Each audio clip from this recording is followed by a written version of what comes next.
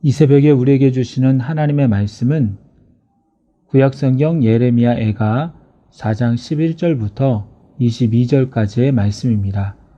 제가 가지고 있는 성경책으로 구약성경 1148쪽에 있습니다.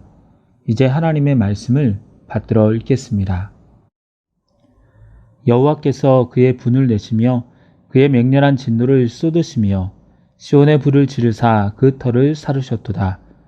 대적과 원수가 예루살렘 성문으로 들어갈 줄은 세상의 모든 왕들과 천하 모든 백성이 믿지 못하였었도다. 그의 선지자들의 죄들과 제사장들의 죄악들 때문이니 그들이 성읍 안에서 의인들의 피를 흘렸도다. 그들이 거리거리에서 맹인같이 방황하며 그들의 옷들이 피에 더러워졌으므로 아무도 만질 수 없도다. 사람들이 그들에게 외쳐 이르시기를 저리 가라, 부정하다, 저리 가라, 저리 가라, 만지지 말라 하였으며 그들이 도망하여 방황할 때에 이방인들이 말하기를 그들이 다시는 여기서 살지 못하리라 하였도다. 여호와께서 노하여 그들을 흩으시고 다시는 돌아보지 아니하시리니 그들이 제사장들을 높이지 아니하였으며 장로들을 대접하지 아니하였음이로다. 우리가 헛되이 도움을 바람으로 우리의 눈이 상하며 우리를 구원하지 못할 나라를 바라보고 바라보았도다.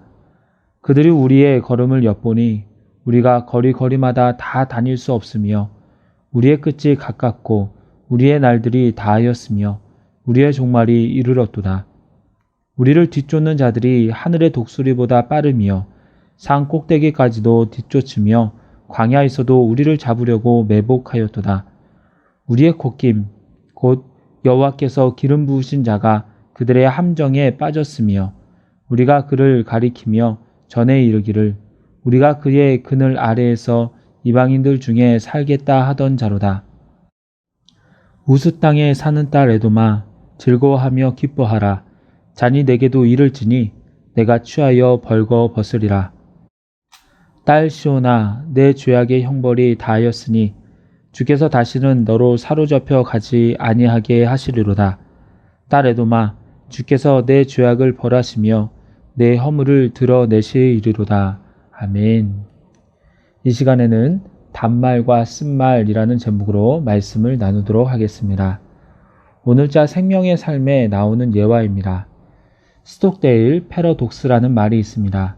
비관적인 상황을 냉정하게 인식하며 그와 동시에 언젠가는 지금보다 나아질 것이라는 희망을 가지는 합리적 낙관주의를 의미합니다. 베트남 전쟁 시 미군의 전투기 조종사 스톡데일은 전투기가 추락하는 바람에 포로가 되어 하노이 포로 수용소에서 1965년부터 8년을 지냅니다. 그는 모진 고문을 받으면서도 살아남았습니다. 석방된 후에 그는 제럴드 포드 대통령으로부터 명예훈장을 받았고 몇 년 뒤 짐 콜린스와의 인터뷰에서 자신이 살아남을 수 있었던 방법을 이야기합니다. 그는 이렇게 말합니다. 나는 희망을 잃지 않았습니다. 이 사건이 내 인생의 중요한 경험이 될 것을 의심하지 않았습니다. 그러자 기자가 이어서 묻습니다. 그렇다면 포로 수용소에서 끝까지 견디지 못하고 죽음을 맞이한 이들은 어떤 사람들입니까? 그러자 스톡데일은 말합니다. 낙관주의자들입니다. 그들은 우리는 분명 크리스마스 때 나갈 수 있을 거야 라고 생각했는데 나가지 못했습니다. 다음에는 우리는 부활절까지는 나갈 수 있을 거야 라고 생각했는데 나가지 못했습니다. 그 다음에는 추수감사절까지는 나갈 수 있을 거야 라고 생각했는데 끝내 나가지 못하자 연속되는 실망 속에서 결국 낙심해서 죽었습니다. 우리는 스톡데일처럼 희망을 가지고 살아야 합니다. 이것이 내 인생의 중요한 경험이 될 것이고 이 연단 후에는 주님께서 반드시 나를 쓰실 것이라는 믿음이 있을 때 우리는 이 상황을 견딜 수 있습니다. 하지만 그렇다고 무턱된 낙관주의는 지양해야 합니다. 이것은 현실을 직시하지 못하기 때문입니다. 오늘 본문에서는 예루살렘의 고통과 왜 이런 고통이 임하게 됐는지를 설명해 주는데요. 11절에 보면 여호와께서 그의 분을 내시며 그의 맹렬한 진노를 쏟으시며 시온의 불을 지르사 그 터를 사르셨도다 라고 합니다. 여기에서 분을 내다 라는 히브리어 칼라는 주로 마치다, 진멸하다 라는 뜻을 갖는데 이것은 그의 분노가 완전히 풀릴 때까지 그의 진멸이 계속되었다는 것입니다. 그 진노는 터를 사르기까지 계속되는데 터는 어떤 건물의 근본이 되는 기초를 의미하는 것이죠. 그러니까 유다의 모든 국가적 기반이 뿌리채 드러날 정도로 여호와의 맹렬한 진노와 심판이 지속되었다는 것입니다. 12절은 바벨론의 군대가 예루살렘 성문으로 들어올 때에 백성의 반응에 대해서 말하고 있습니다. 당시 백성들은 대적과 원수가 예루살렘 성문으로 들어올 줄은 꿈에도 생각하지 못했습니다. 예루살렘은 하나님이 거하시는 성전이 있는 거룩한 땅입니다. 그러기에 어떠한 경우라도 하나님이 보호하실 것이며 어떠한 상황에서도 무너지지 않는 성이라고 여겼습니다.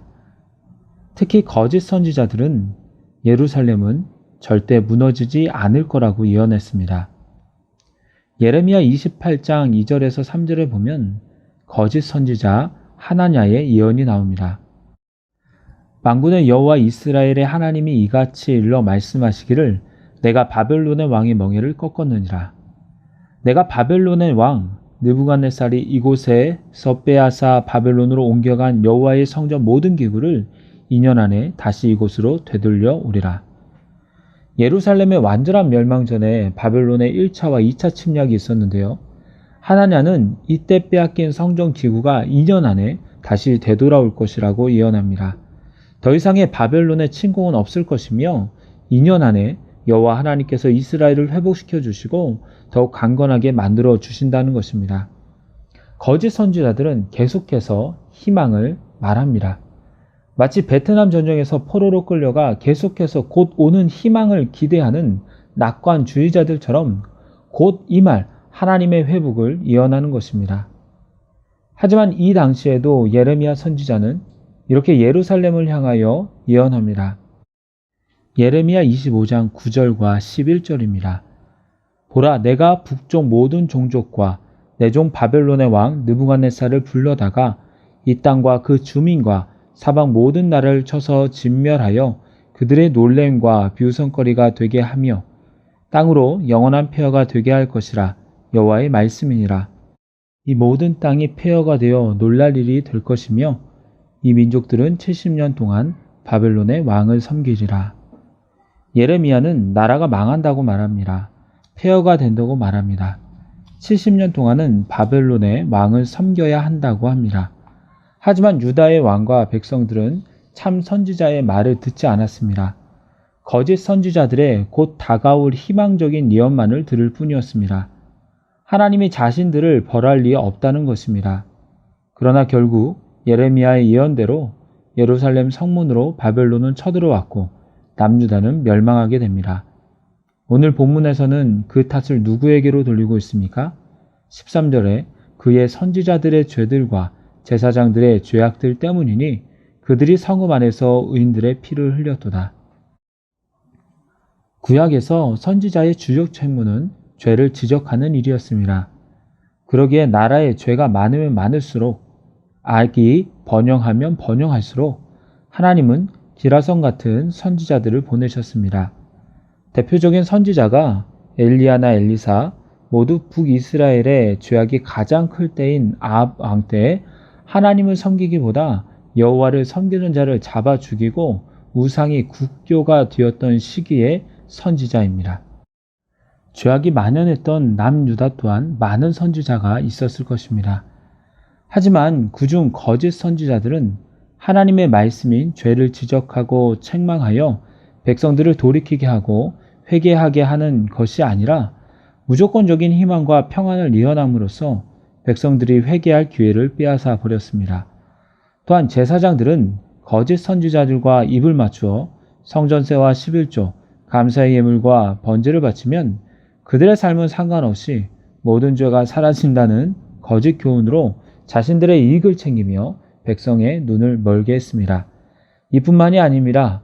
그들은 성읍에서 참된 진리를 선포하며 저들의 악행을 책망했던 예언자나 선지자들, 정직한 자들을 핍박하고 죽이는 죄까지 저지릅니다. 그러기에 성경은 이들 때문에 예루살렘이 망하게 되었다라고 증언하는 것입니다. 사랑하는 여러분, 신앙생활의 기준은 성경입니다. 성경은 옳은 것을 옳다고 하고 그른 것을 그르다고 분명하게 말해줍니다. 하나님이 기뻐하시는 것과 하나님이 싫어하시는 것을 말해줍니다.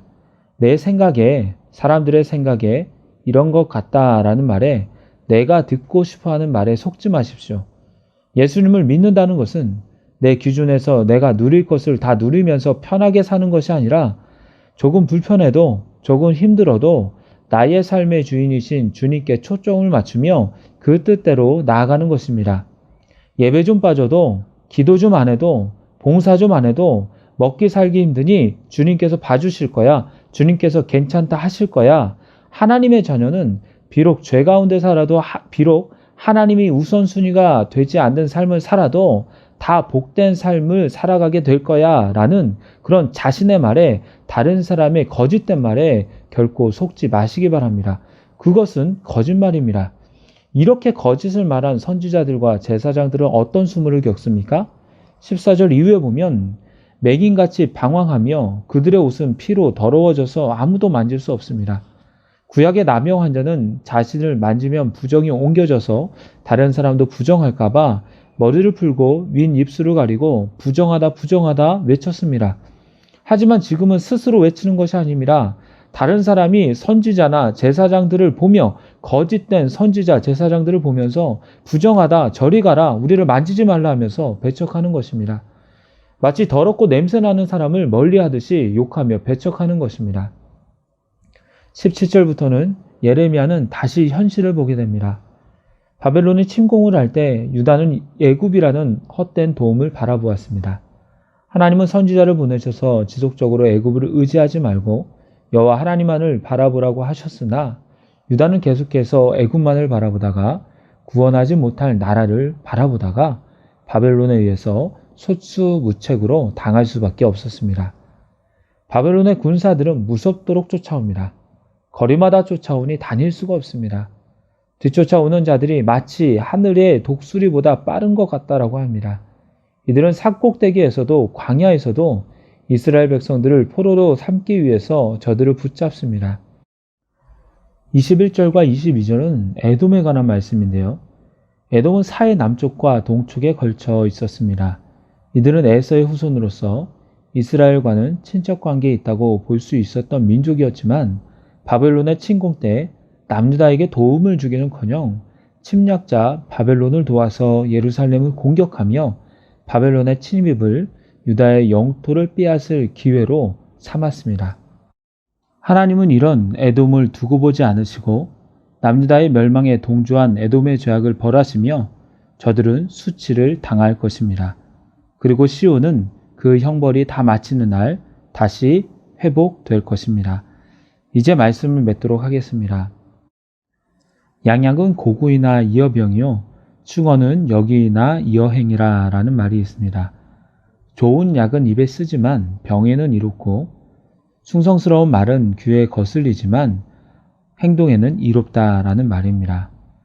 세상에는 내 귀에 단 거짓말과 내 귀에 쓴 참된 말이 공존합니다.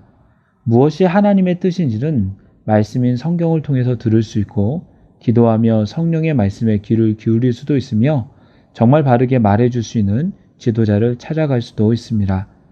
사실 우리가 하나님의 뜻대로 순종하고자 하는 마음만 있다면 주님이 기뻐하시는 일을 찾는다는 것은 그리 어려운 일은 아닐 것입니다. 내 욕심이 들어가기 때문에 내 귀에 거슬리는 말, 쓴 말을 듣지 않으려고 하며 듣기 좋은 단말이 나올 때까지 자꾸 되묻고자 하는 것입니다. 아무쪼록 진실한 주님의 말씀 듣기를 소망하며 또한 여러분이 지도자가 되었을 때에는 누군가에게 바른 말씀을 전달해 줄 수 있는 저와 여러분이 되기를 소망합니다. 기도하겠습니다. 하나님, 오늘도 하루를 말씀으로 시작하게 하시니 감사를 드립니다. 하나님의 말씀은 분별할 수 있는 지혜를 허락하여 주시옵소서. 말씀 속에서 위로를 받는 것도 좋지만 말씀 속에서 내가 잘못한 것과 고쳐야 할 것을 아는 지혜를 더하여 주시고 몰랐던 저를 깨닫고 점점 말씀대로 살아가는 것을 예수님 닮아가는 것을 더욱더 기뻐할 수 있는 저희 모든 그리스도인들이 되게 하여 주시옵소서.